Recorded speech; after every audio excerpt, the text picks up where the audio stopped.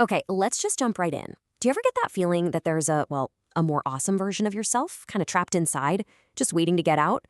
According to author Jen Sincero, not only do you already have the key, but the door was never even locked to begin with. So in the next few minutes, we are going to break down how to stop doubting your own greatness and, actually start living an awesome life.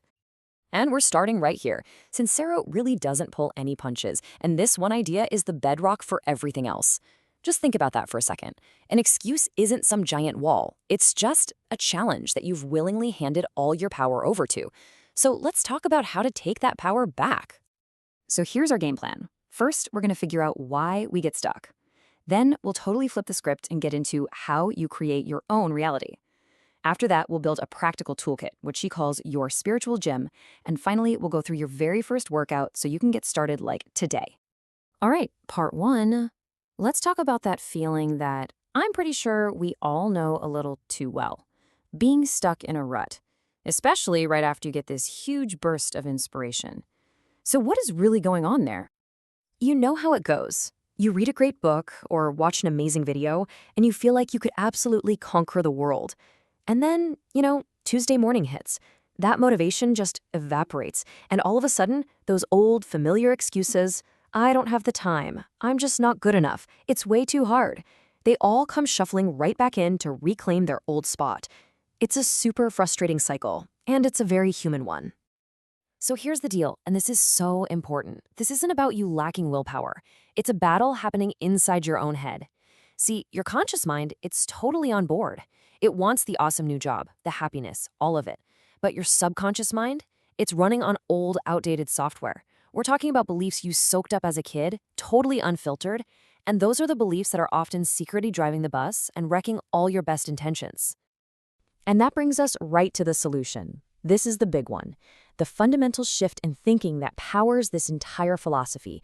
This is where you stop being a passenger in your life and you start being the pilot. Now, what I love about this is the huge shift in identity it asks for. You're not just passively living your life, you are actively creating it every single day. And that's not just some nice, fluffy metaphor. It's a genuine call to action. It hands you the paintbrush and says, okay, what your life looks like, that's on you. So let's break that down into something real. The canvas, that's your life, your job, your relationships, where you live. The brush, that's you, right? Taking action every single day. But the most important part is the paint. That's your inner world, your thoughts, the words you use, your attitude. The big takeaway here is that you are always painting, whether you're consciously choosing the colors or not. And this is just brilliant because it means you're not starting from zero. You were born with all the confidence in the world. So this whole journey isn't about trying to build confidence. It's about chipping away all the garbage that's been piled on top of it for years. Think about it. Every single negative belief you hold about yourself, that you're not smart enough or attractive enough or worthy enough, you had to learn that. You picked it up somewhere. And the amazing thing is, because it was learned, it can be unlearned. It's nothing more than a mental habit, not some fundamental truth about who you really are. Okay, so how do we make this huge mindset shift actually stick?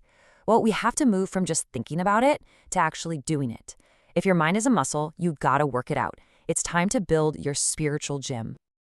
I mean, you can't go to the actual gym one time, do a few curls, and then say, all right, I'm fit forever, right? It takes consistent effort. And the exact same thing is true for your mindset. Your spiritual gym is just that dedicated daily practice to keep your mental and emotional muscles in peak condition. See, you don't just arrive at success and then, coast for the rest of your life. It's a process. It's a dynamic way of being. And this is exactly why that daily workout is totally non-negotiable.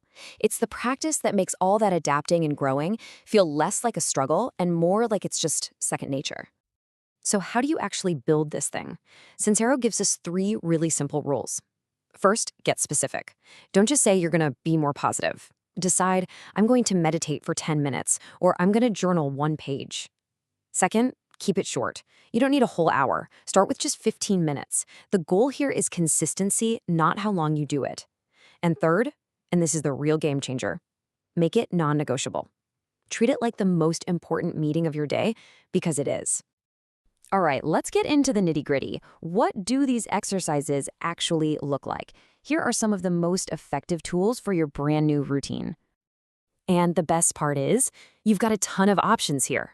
You could try meditation to just quiet down all that mental chatter, or start a simple gratitude list. Seriously, it's scientifically proven to shift your entire energy. You can use powerful affirmations to literally rewrite those old subconscious beliefs. The point isn't to do everything on this list. Just pick one or two that actually sound good to you and start there. Let's look at a real example of what she calls flipping the script. Take a super common complaint like, I can't afford it. It feels heavy, doesn't it? Final. Now turn it completely inside out into this wild, over-the-top affirmation. Money loves me so much it throws itself at me.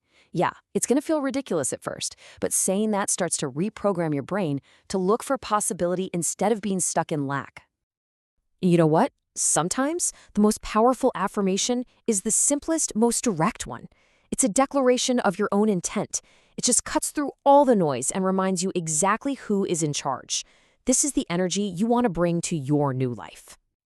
So if you remember anything, let it be this. It's a 1-2 punch. The mindset shift, that moment you realize you are the creator, that's step 1. But the real magic, the part that changes everything, is step 2. The daily work you put in at your spiritual gym. That's what turns a cool idea into your actual awesome reality. And that leaves us with this final question from the book. Your life is a party, and it's happening right now. You get to decide how you show up. So what's it going to be?